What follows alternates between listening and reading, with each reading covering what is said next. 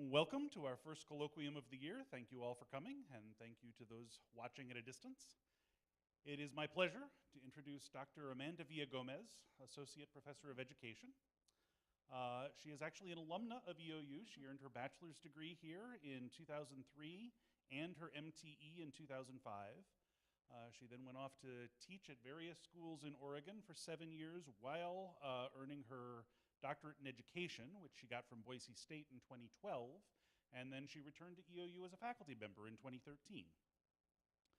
She's currently the coordinator of the MS in Education program here, and her presentation today, Lit Up, Expecting, Mitigating, and Persevering Through Cycles of Burnout, has been inspired by some of her work and experiences working with practicing teachers undergoing some burnout. So she decided it would be a good research topic that would be both interesting and help her advise future teachers.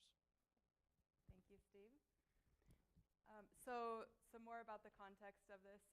Last year when I was starting to think about this more, and even like some years prior as well, but taking shape last year, thinking about just the context of across the United States, the Great Resignation, and how there's trends in people leaving their careers or shifting in different positions, rethinking how they want the role of work to be in their lives, and knowing that there's teaching shortages at the K-12 level, but also there's some trends in higher education as well. This summer in the Chronicle, there was an article called The Big Quit, and the tagline was something like, even the tenure line track are leaving. So just starting to think about that whole context, but also thinking about, there was one article that I read that was talking about the percentage of teachers who say that they were seriously considering leaving but then didn't. And so thinking about how for that percentage of teachers who, for whatever reason, had wanted to go but didn't, that we really need to be thinking about how we can help address their needs to help sustain them and help to persevere even when they're in those seasons of burnout. And so last year I was also on a legislative work group looking at the educator workforce for the state, and we had one activity where they were having us do these virtual sticky notes to think about how we would improve systems. And in my thought, I was thinking that it would be important to step back and really think, what are the deep roots, so that then whatever solutions we were saying would actually address the real problems, rather than being temporary quick fixes, because sometimes what you can see on the surface, and if you do a solution for that, it wouldn't necessarily actually address the full, overall, bigger, deeper problems. So what I would have loved to do would be a long-term longitudinal, deep qualitative study looking at a lot of different teachers to get a sense of the role of burnout in their careers. But it couldn't be something of just like a one-time interview or a one-time survey, because I would want to see the highs and lows of capturing like day-to-day, capturing how are they feeling over the weeks and months and even years of their career. And so I was thinking I wouldn't really be able to do that in this season of life right now, and it would take quite a while to be able to do the length of time that I'd want to. But I could start with my own story, because realizing that at this point in my career, and I have experienced burnout at different phases, so I thought, well, I could look back and deeply consider mine. And when I was doing my dissertation, one of the methods that I used was narrative inquiry. So this is the first time that I've done just only narrative inquiry, because with that one I paired it with more traditional qualitative and looking at my student voices. But for this part, it ended up being that just looking at my own story was quite a process. And so this whole presentation is focusing on that. And so as I was started get going in the process, I thought, wow, it's a little bit more personal talking about burnout and the factors that go into that than it was when I was doing my narrative inquiry into literacy practices with adolescents. And so for some of it, I was like, how's that going to go when trying to share or present about this? And there's a Catholic priest who gave advice for when you're in confession. He says, share the chicken nuggets, keep the barbecue sauce to yourself. And so, so I was like, okay, that could be helpful here, that there will be some parts where I'll just be able to give a glimpse, but won't go too far into it. And then another tension pretty early on in the process was just knowing that I'm within a secular context, and my career has always been in a secular context. But when thinking about burnout, a huge part of what has helped sustain me and persevere was my faith. And so trying to think, well, how does that work? And so what I decided was, with looking authentically at my story and for sharing for the research context, that I would need to bring, like, share the parts of my faith that came into it, but then kind of like separate out in the end to say, okay, so what are the actual implications for what I can use within and beyond a secular context? So my research questions were really based off of that sticky note that I had, and so it was which root factors have contributed to burnout in my career, And then the second and third kind of paired questions of which approaches have ended up being quick fix temporary solutions and which have been enduring solutions. So to get started, I kind of just thought about that first question and considered, well, diving into my own story, at which points in my career have I felt burnout? What were the contexts and what were the factors? And I realized that there were really 4 academic years where I kind of hit that point of something's got to change. And so the first one was the academic year 2013. It was actually ended up being my last year teaching in K-12. It was my 8th year teaching, and my kids were 9, 6, and I was pregnant with my 3rd. And at that point, I'd hit a part where, just as the visual shows, I had really felt like work was too heavily of a focus in my life. And a lot of it was because I loved it. It was energizing. I was very passionate about it. I loved reading and going deep, but then also just recognizing that sometimes it was at the expense of wanting to spend more time and attention on my kids, but also feeling like my students deserved more, or they always did, but then thinking like, well, my kids also do. So that was the main pain point during that academic year. And so then I ended up pivoting into teacher education. And then 2 academic years later, kind of realizing that didn't necessarily like fix it. And so it was my 10th year of teaching. My kids were 11, 8, and 1. And in the fall of 2014, I sat down and I made a list. Karen might remember because she was the one that then I brought it to, where I had to really think, okay, what are the actual requirements of my position? And what are the things that are technically extras or optionals that even if it feels like I have to do them or it's such important work? And so I really sat down and thought about that very clearly and made some hard choices about like, this is probably what I need to do moving forward after this academic year. And there was, for example, I was thinking, okay, it's probably only sustainable for me to coordinate 1 program, and I was coordinating 2 at the time. And so there was one, though, I decided to coordinate the one that closely aligned to my teaching load just because that made sense to streamline it more. And the second one, I thought, but it's such critical work, and it's so important. Can I really not do this work? And the question that popped into mind is it more important than your family? And it was like, okay, so that's that makes it a little bit more like easier, clear cut, but it was still hard to actually like follow through with not doing that work. So then in the academic year 2018, it was my 13th year teaching, and my kids were 14, 11, 4, and 1, and I was pregnant with my 5th. And so the academic year after I had made that yes-no list and kind of enacted it, however, I didn't necessarily completely follow my plan because then I ended up taking on another big role. Not like huge, but I ended up being the director of religious education and youth minister at my parish because there was a vacancy that wasn't filled. And so I ended up helping with that, it ended up being pretty much essentially the amount of work of some of the things that I let go of at Eastern. But it was then just kind of looking through over time, trying to decide, which route I needed to go. I loved doing something in faith formation and using everything in my background in education to apply in that context. But then it was kind of like with Eastern, such great stability and providing for my family's needs so well and our health insurance, and knowing that I couldn't do just the part-time role. So then I started to consider, well, should I be looking for something full-time ministry? And I had an image in my mind. It was the year that I was up for tenure, and an image that came to mind was that I would earn tenure, but then like sand slipping through my hands, that security and stability would kind of be offered back and shift into kind of something unknown with ministry. It's kind of like what I thought was maybe where things were heading. But there was the surprise twist that it wasn't, and so instead I followed through with letting go of that DRE and youth ministry position because it was apparent that knowing, by the end of this academic year I'm going to have my 5th child and things are feeling stretched, so I need to once again kind of let go. So then the 4th example year was last year. And for this one I'm going to kind of back it up a few years to kind of just to show some of the complexity of how often those something's got to change years were kind of building, or years in progress. And so in the, or I guess I should say at the start of last year, it was my 17th year of teaching, and my kids at that time were 18, 15, 8, 5, 3, and 7 months. And so in the fall of 2019, I had really thought again, kind of getting into a point in my career of realizing, okay, what choices do I need to make? How can I streamline? What can I really leverage in my career? And so I made a lot of those choices. But then, of course, we all know what was coming down the pipeline. with 2020. And so that spring was very joyful and like a lot of fun, but also a lot of stress.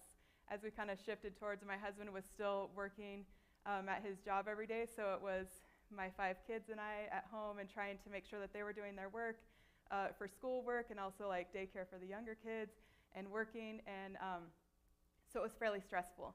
So in the spring when I realized that I was pregnant again, I was like, okay, if I'm going to have 6 kids and still be working full time, like I need to figure some things out. And so I tried to really, like I invested in trying to see like what can I dial in with nutrition or what can I optimize with sleep, just trying to look at all the different factors to optimize.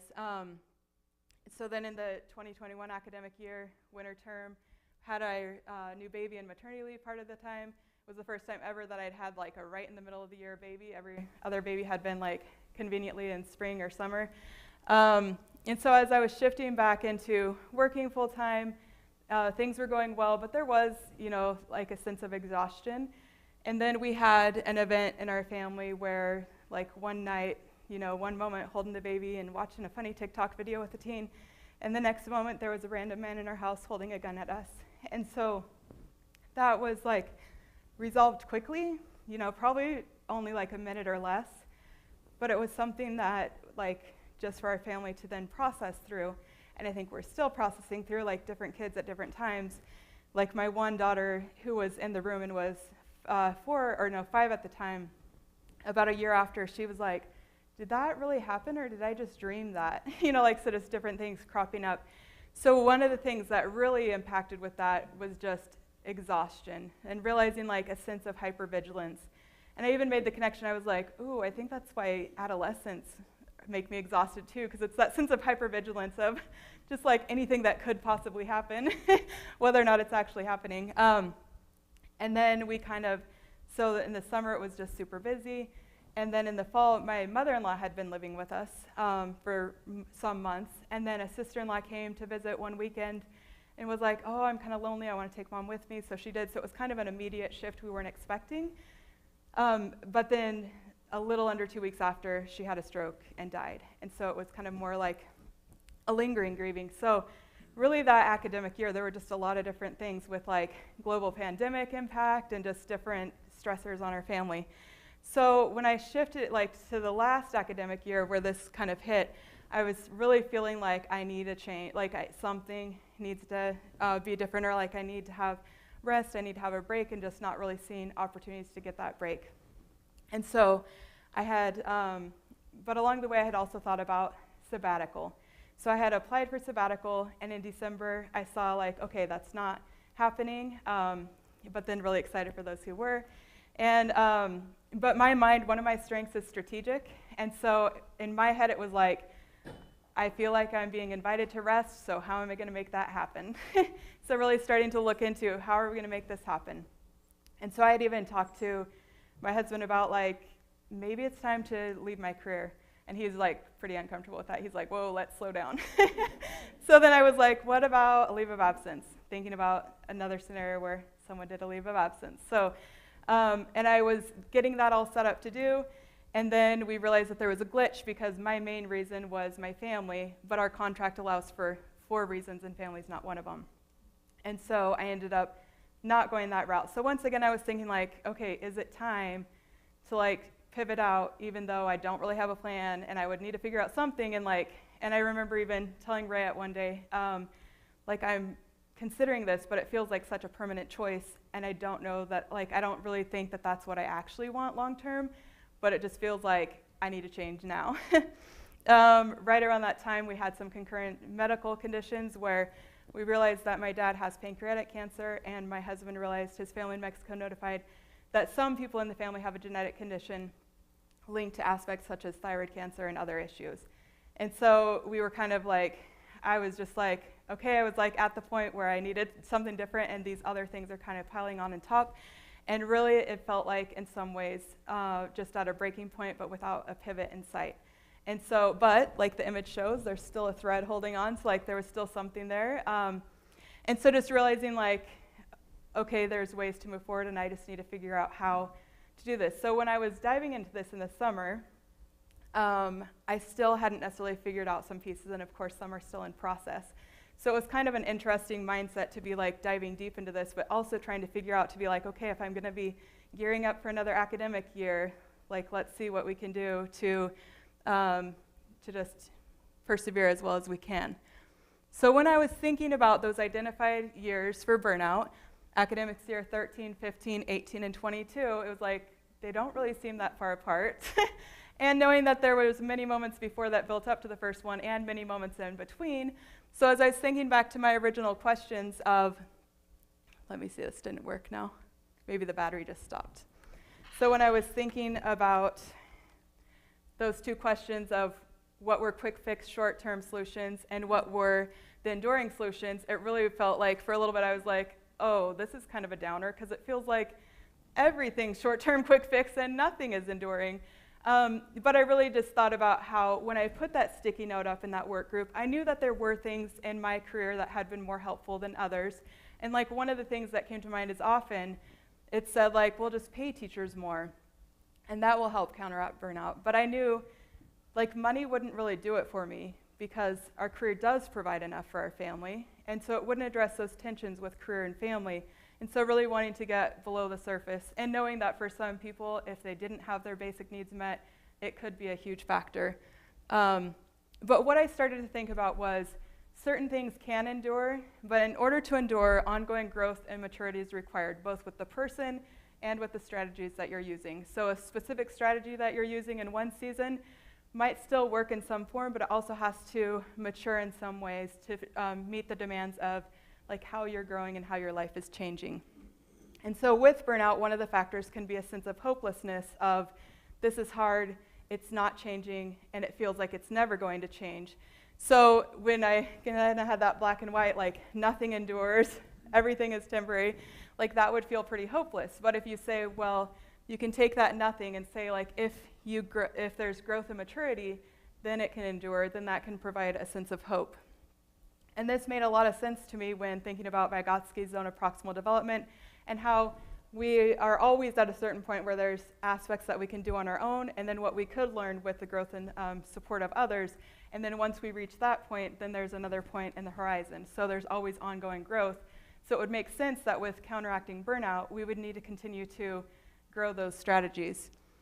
And yet, even though I know that that's how education works, I'm frequently caught off guard, like when looking back at this burnout phrase of either, why haven't I figured this out yet? Or thinking I had figured it out, but then being shocked like, what? I hadn't figured that out yet?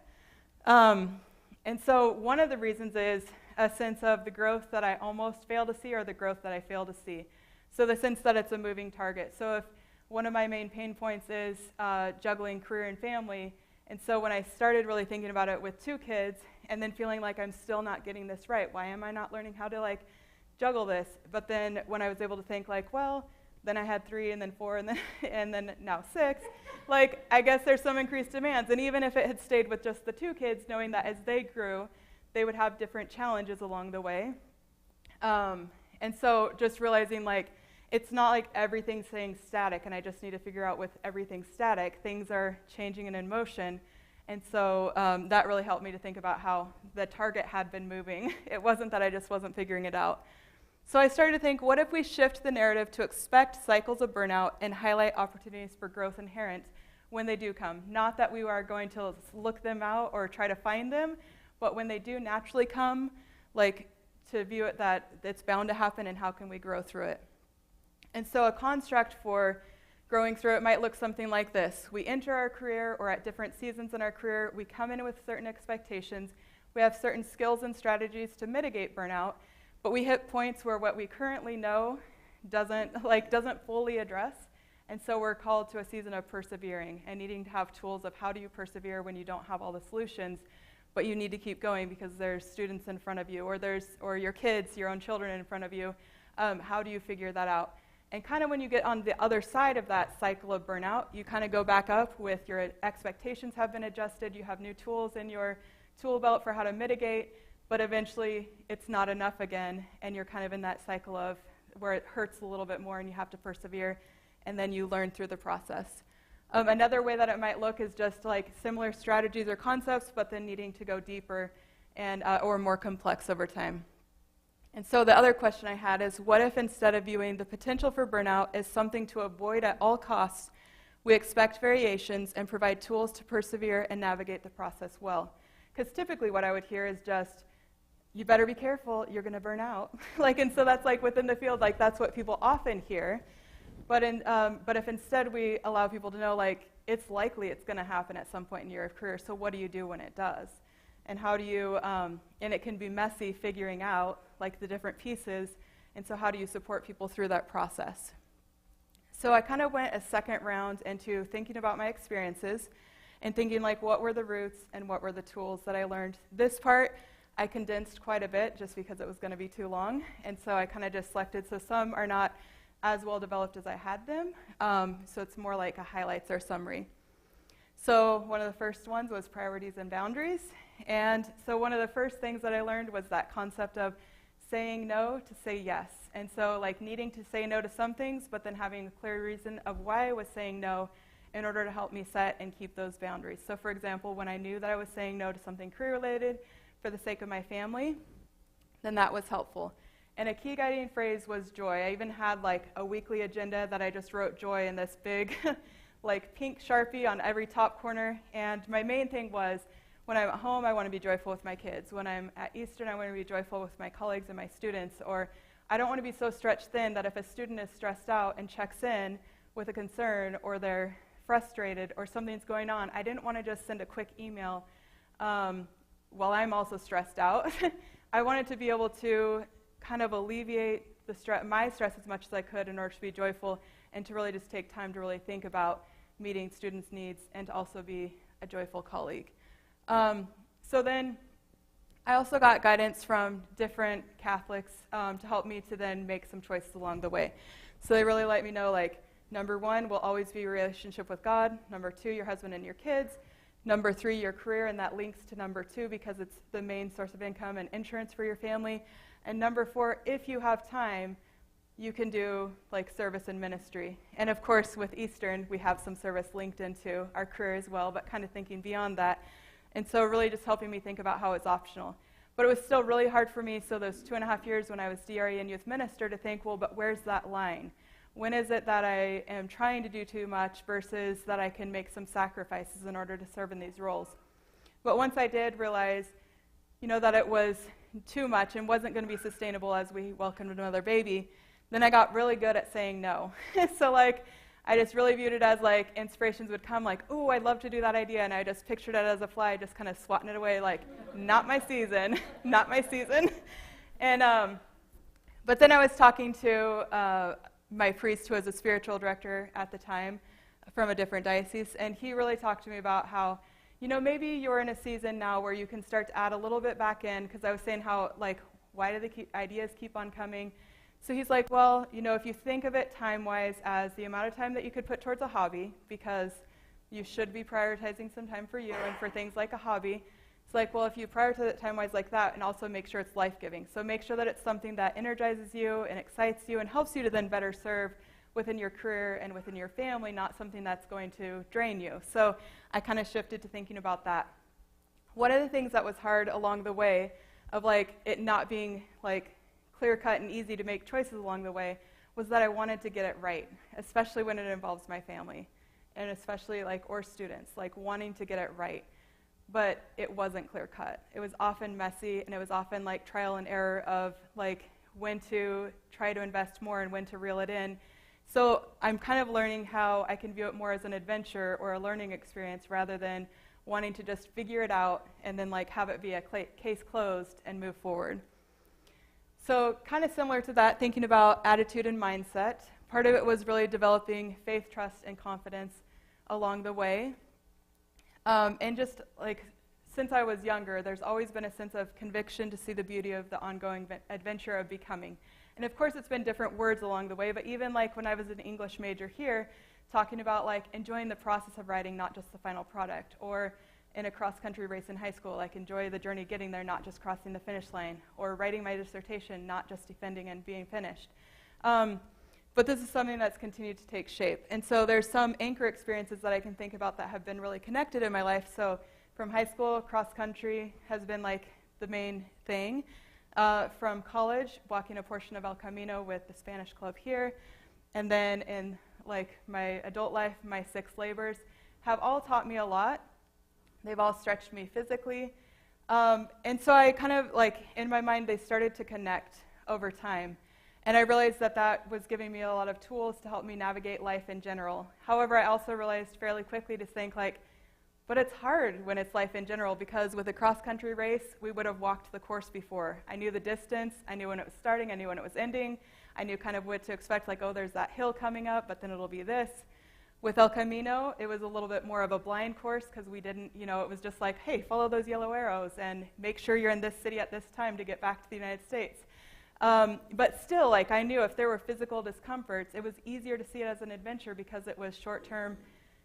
With labor, it was like the most intense physical pain, but I knew like, okay, once it hits a certain point, within a certain number of hours, it has to be done one way or another. With life in general, you don't know for sure, like, how long is this going to last? What are going to be the challenges on the way? When are you going to get sense of relief with different factors? How many things are going to concurrently hit? And so a lot of it was realizing like, okay, so how do I see the beauty in the process when it's hard to see the beauty? Especially if it's watching someone else struggle and knowing that you can't like fix it for them. And so kind of just all those aspects. But that was something like when thinking of burnout, really needing to learn to be able to see the beauty in the process even when it's hard. One of the things that's helped me, again, I kind of mentioned that a lot of it comes from the faith perspective. So, and I love narrative, I love story. So really thinking about the grand arc of salvation history, but then like zooming into individual lives.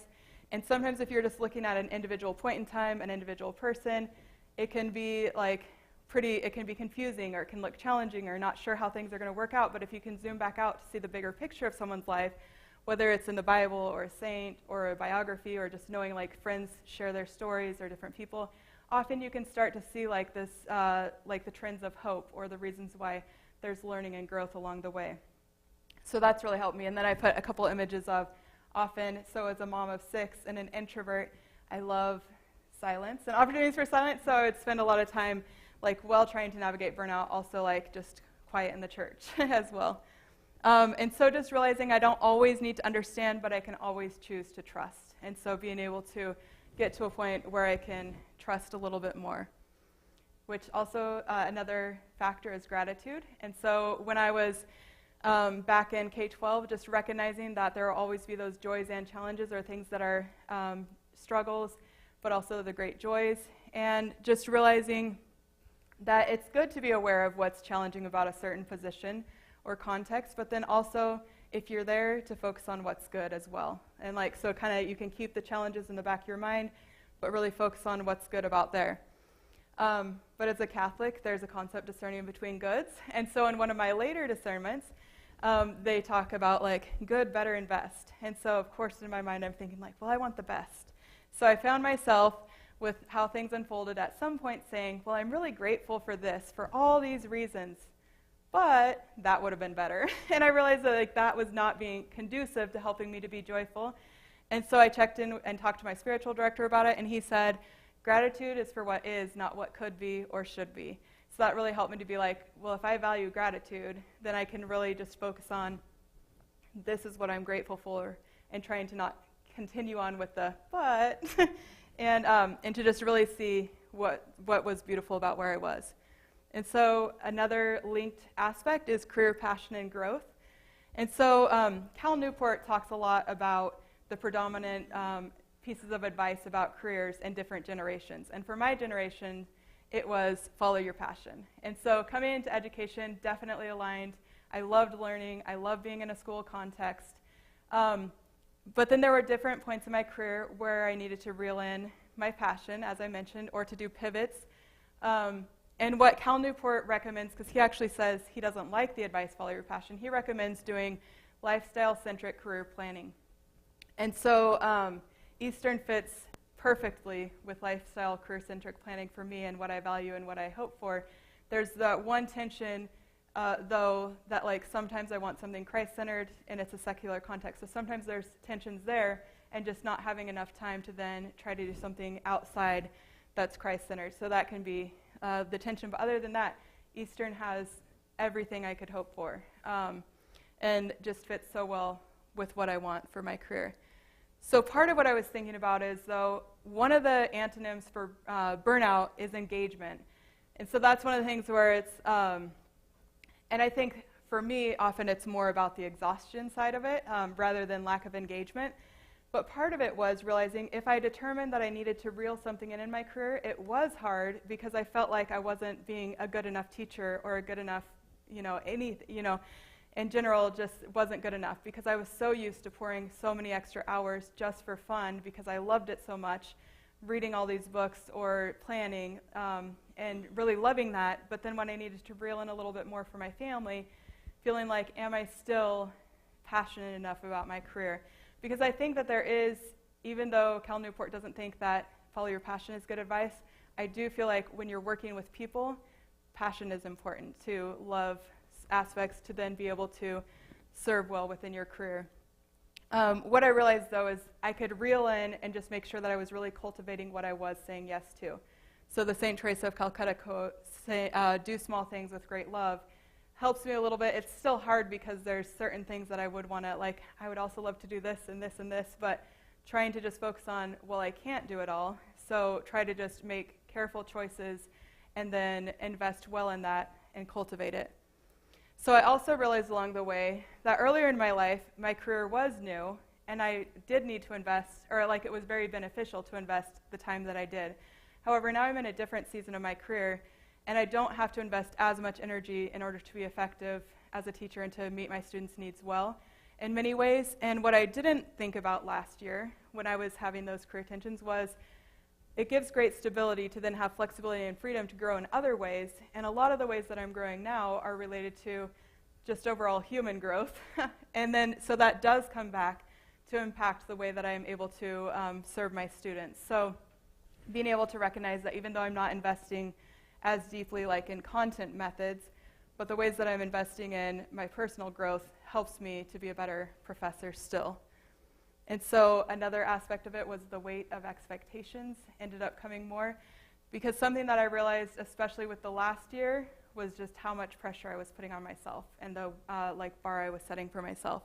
So when I was at my 10-year anniversary, my husband looked and he was saying like, wow, think about these last 10 years. And he pointed out a lot of different things to celebrate and things that were exciting and things that we had like persevered through. And he was saying like, what do you want to be looking back on at our 20-year anniversary? So after another 10 years. And I said, more than anything, I want to say that I focused on my family. So in my mind, it was a decade of focus on my family. Well, that decade was, I realized that this last week, it perfectly fit with those 4 areas where I felt like I had those four seasons of something's got to change.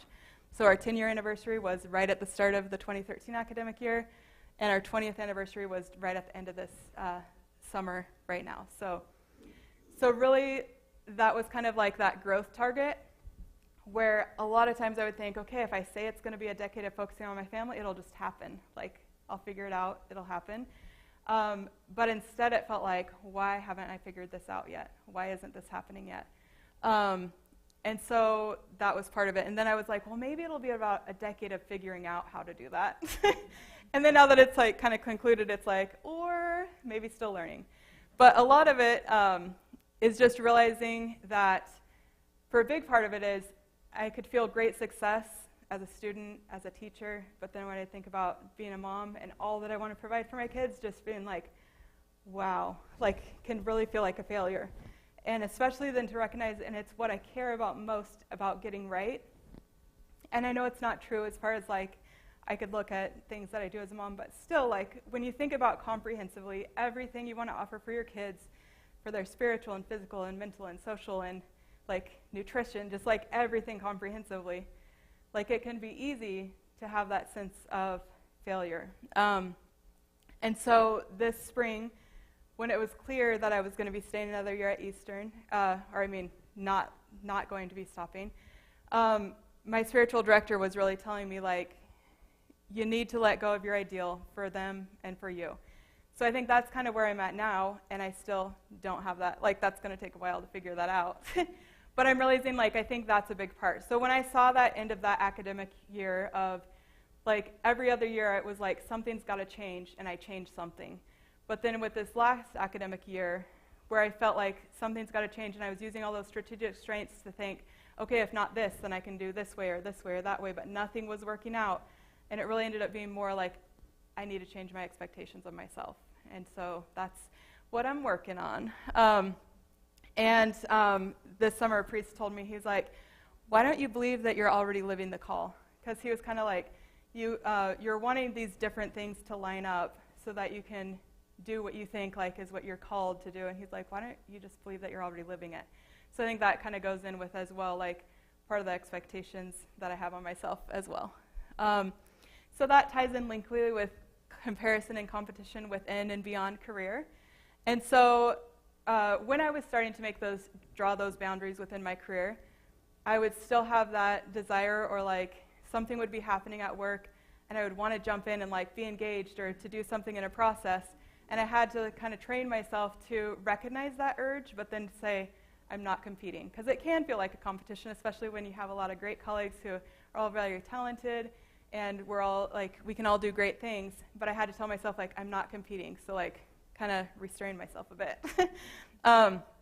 Then I got to a point where I had a little bit more distance, where the urge wasn't as strong, and I was able to sit back and be like, I'm so glad I'm not competing. Because I would recognize like other scenarios of like, you know, being in a room where someone's like, oh, I have this many emails, and another person being like, oh, that's all? I have this many emails.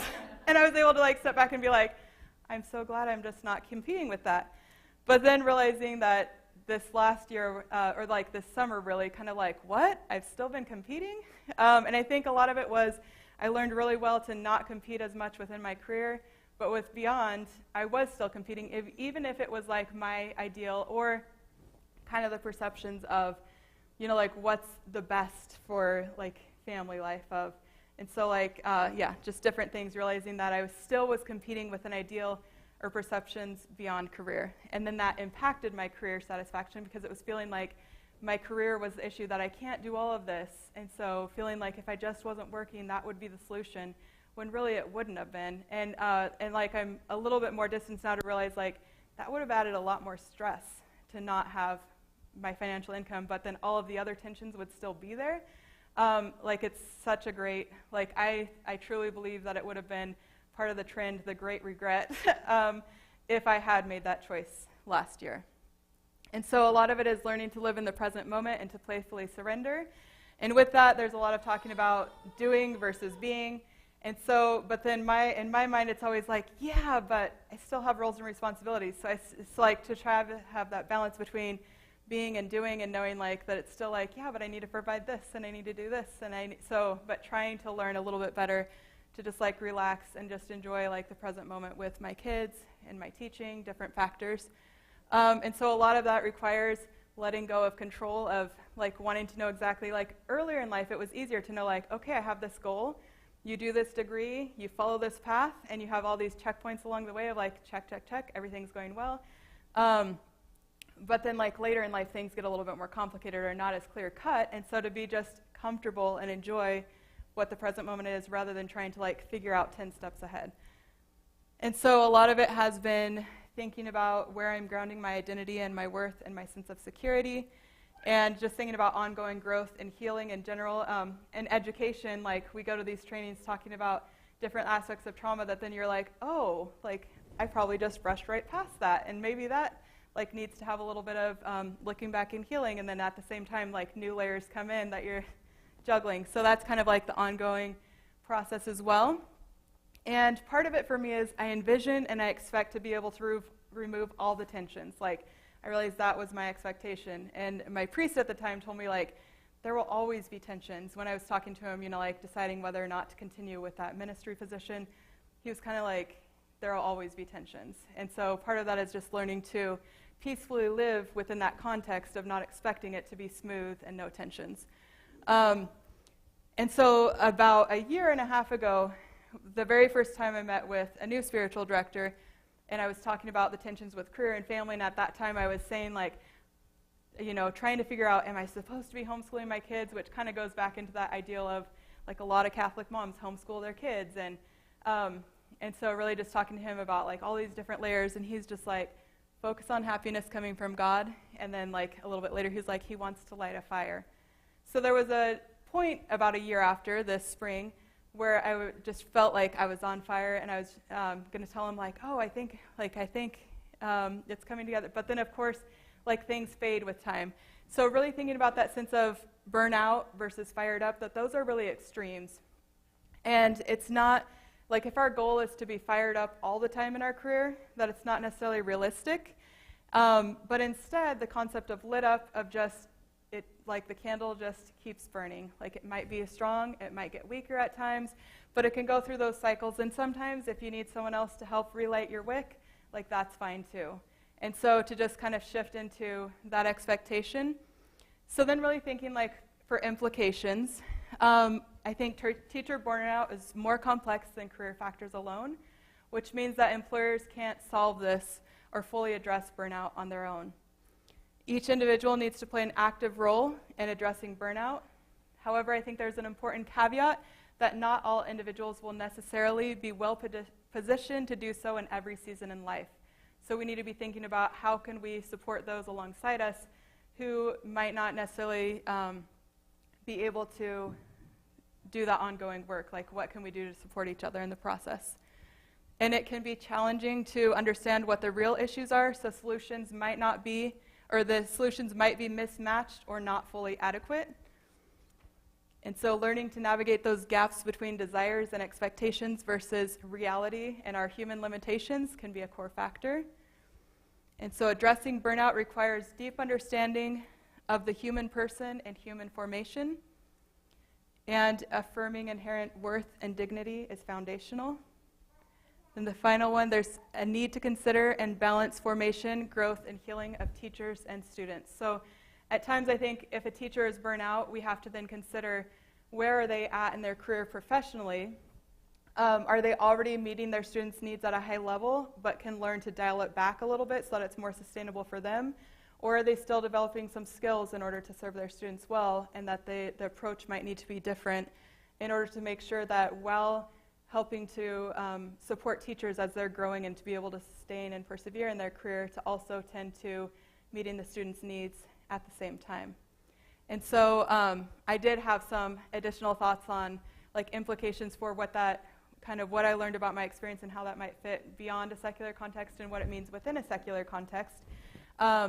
But I think actually I might just jump to the secular context ones because of time, but to at least show what I'm thinking about for here at Eastern. So really just focusing on do what I can where I'm at. And I can always have greater compassion and understanding when providing guidance and making decisions as a program coordinator or advisor and a faculty member. So even if I would love to bring in my faith context as I'm working with people, when I can't, I can still think about how my faith shapes me and can help me to be more compassionate. I can also help affirm worth for my students regardless of their perceived success or failure. So sometimes students will be encountering extremely difficult experiences, and they're so ashamed and kind of apologizing about, you know, this isn't my, this isn't who I am, this isn't what I'm capable of. And you can just kind of see that they're perceiving their worth based on their assignment or the quality of their assignment, and just reminding them, like giving them guidance and cheering them on, but also reminding like how you perform on this assignment or your grade doesn't define your worth, and just kind of reminding them of that. Or drawing attention to celebrations, growth, and hope or pathways forward. And then providing support for choosing, establishing, and maintaining healthy boundaries can be helpful for teachers. And guidance for habits that support deep work required of educators and scholars, so helping them to think about how they can make choices to be able to have that time to think deeply. And then the final one that I put was aid in reflection on the impact of expectations. And of course, like I'll be better positioned to provide that guidance once I figure that out a little bit more. But that's where I'm at now. So that's what I had for looking into teacher burnout and expecting, mitigating, and then learning to persevere through it. So are there any questions? Well, first let's thank our speaker. Yeah.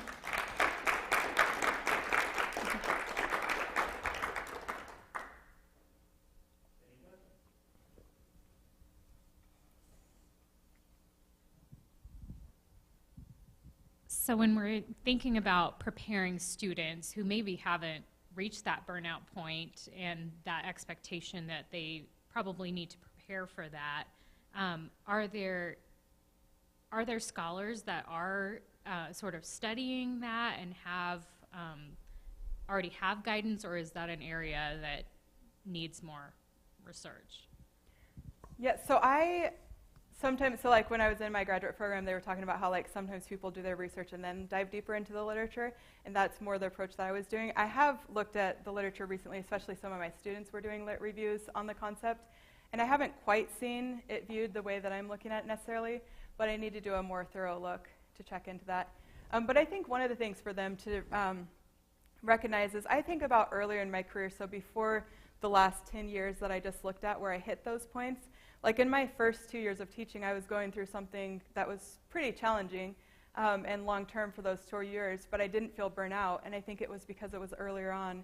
And so it was just like, so I think for them to realize like they might experience something earlier on in their career, but then later in their career something very similar might hit, and they're going to, like burnout would be different. And so maybe just helping them to recognize along the way, like just to expect that eventually they might need more support to persevere through.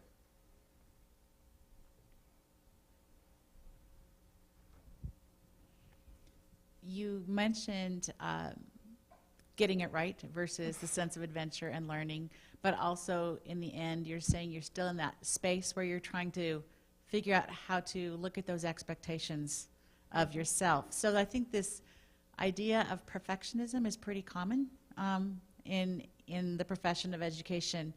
And I'm wondering if you can shed any light on the process you are currently using or you anticipate using to help you find that flip between my expectation is I need to get it right, but how can I look at it with a sense of adventure? Because sometimes that's not just as easy as saying, oh, I just need to look at it this way. So do you have some insight into your process? Yeah, so some of it, so in the last year I've interacted with different, with a Catholic strengths coach, so with the Strengths Finder. And as I was talking to her about, she was even able to kind of bring up like, I'm seeing contradictions here, like you're saying that you want to leave your career, but then like you're also saying you love it and it's perfect and all these things. So she was able to help me to step back and see some of that, and then to be able to see that bigger picture of, I think you're setting such a high bar for yourself that that's maybe like that you're creating a problem that doesn't need to be there.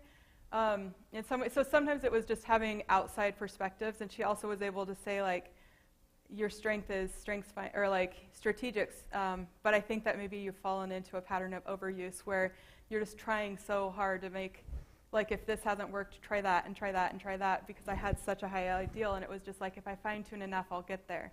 But she was just able to like help me to step back and acknowledge like you're setting such a high bar of wanting all these things. It's also been, I guess, another part of the process is just realizing like some of it can be factors with like interacting with my kids who have their own free will and like their own choices and decisions. And so like being able to better understand like what the goals are as a parent, and like it being more about how I love and walk with them along the way versus trying to like force a certain outcome. And so that's part of it as well, like trying to figure out those layers. So I think it's just been a lot of different people giving guidance through different angles. That, yeah, I'll probably need more time to think through like exactly what the process is, but I think it's just like people who are able to look from outside and acknowledge like what bar I've set for myself and how to adjust that. And I guess one example is, so like I was at a youth retreat once with one of my infants, and like I was feeling like just a parenting failure that week, and for different reasons, like academic things with one of my girls or something. But that mom had done foster care, and she was just like, wow, it's so, like, I can tell that your baby is so loved, just like based on, and so it was kind of drawing back to like having people point out aspects like that, kind of getting at the core of like, like the priority of loving my kids well. And one of my spiritual directors also telling me like, do what you can and don't feel guilty about what you're not able to, like just kind of the realistic aspects. So I guess just having people point that out has been helpful.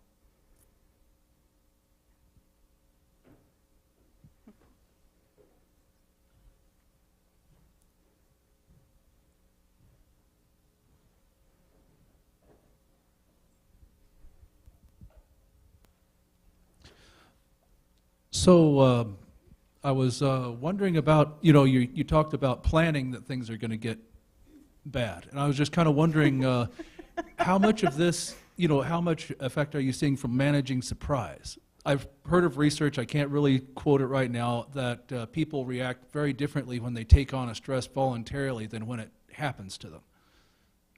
And Yeah, and I think part of that just comes down to that sense of, I tend towards wanting to have things very controlled and in order, and then I think part of it's just like the journey that my life has been, realizing like that there's so many external things that like make it hard to have everything neat and tidy and ordered, and so just kind of getting myself more prepared for like things won't necessarily unfold exactly as I think or hope they will, and to be able to navigate that when it happens. And so like even just singing in the recent years, like pandemic, like that was a major thing, like completely out of my control.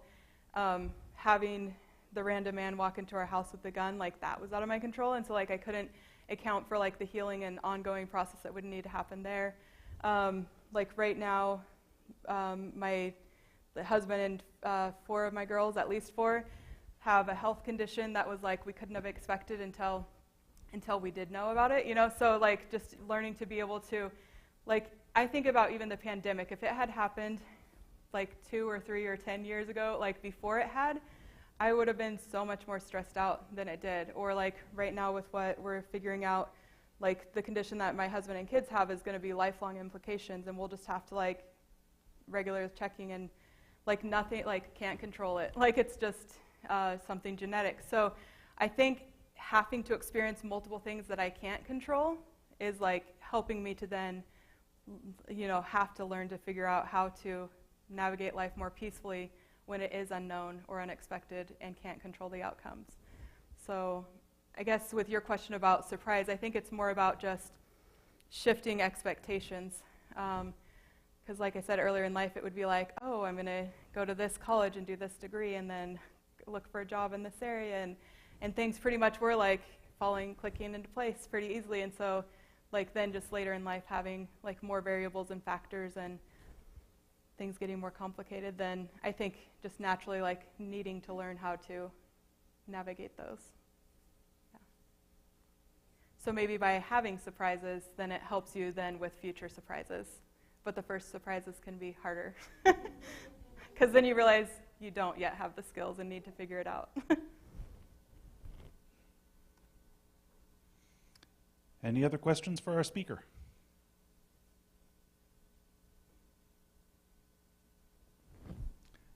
If not, thank you all for coming, and let's thank her again. Thank you.